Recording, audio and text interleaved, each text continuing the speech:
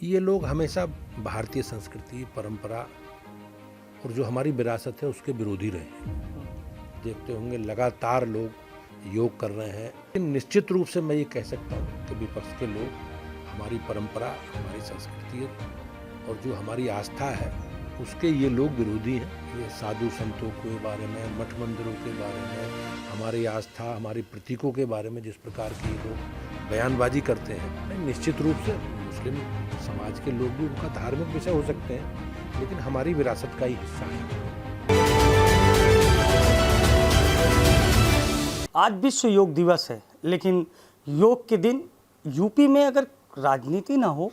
तो ऐसा संभव ही नहीं है। समाजवादी पार्टी के राष्ट्रीय अध्यक्ष अखिलेश यादव ने आज एक पोस्ट शेयर किया है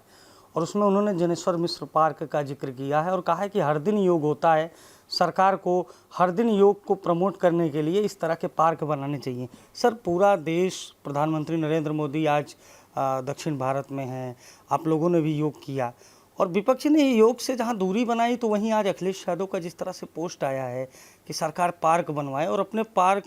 जो उनके कार्यकाल में बना था उसको अखिलेश यादव ने प्रमोट किया है और आप लोगों से तीखा सवाल भी पूछा है। योग हमारी संस्कृति का, हमारी परंपरा का, हमारी विरासत का एक आधार है और निश्चित रूप से जिस प्रकार से दुनिया ने योग को स्वीकार किया है वो भारतीय संस्कृति का कहीं ना कहीं दुनिया में जो प्रभाव बढ़ा है, आज भारतीय संस्कृति, परंपराओं के बारे में जिस प्रकार से लोग जुड़ रहे हैं और योग के माध्यम से जिस प्रकार से लोगों ने हमारी संस्कृति को समझा है, उसके लिए निश्चित रूप से माननीय प्रधानमंत्री जी ने जो एक प्रयास किया है, प्रधानमंत्री जी के संकल्पों के आधार पर ही योग को एक दर्जा मिला है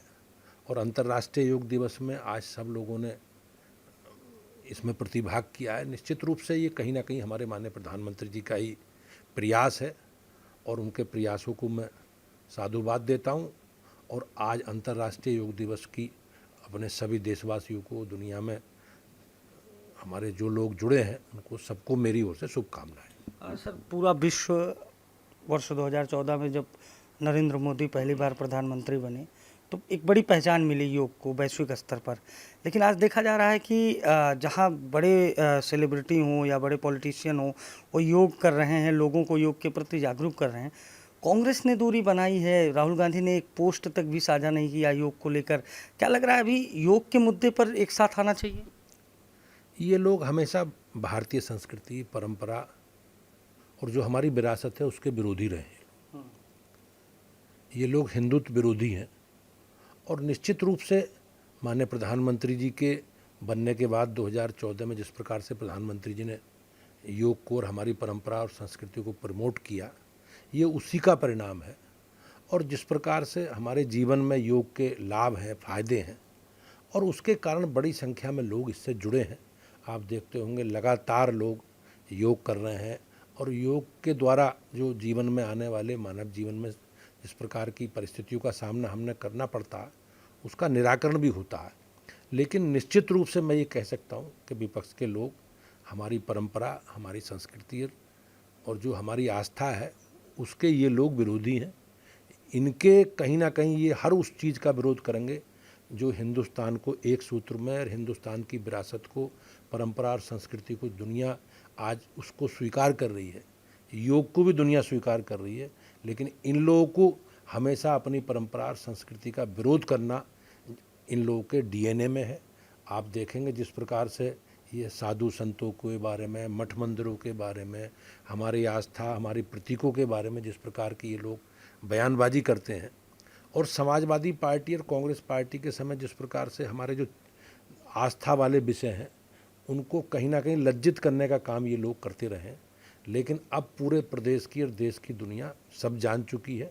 और माननीय प्रधानमंत्री जी का जो संकल्प है आज दुनिया ने उसे स्वीकार किया है। सर, आज यूपी के तमाम मदरसों में योग हुआ है। मंत्री दानिश आज़ाद अंसारी आज लखनऊ में सैकड़ों मुस्लिम बच्चों के साथ योग कर रहे थे। एक और जहां कुछ लोग सियासत करते हैं कि अल्पसंख्यकों को योग से दूर रहना चाहिए, वहीं अब मुस्लिम समाज भी खुलकर योग कर रहा है, सबके साथ कदम से कदम मिलाकर चल रहा है। ये एक बड़ा बदलाव मानते हैं? नहीं, निश्चित रूप से मुस्लिम समाज के लोग भी, उनका धार्मिक विषय हो सकते हैं, लेकिन हमारी विरासत का ही हिस्सा है वो लोग। देश के नागरिक हैं और देश के सभी 140 करोड़ लोगों की बात भारतीय जनता पार्टी और माननीय प्रधानमंत्री जी करते हैं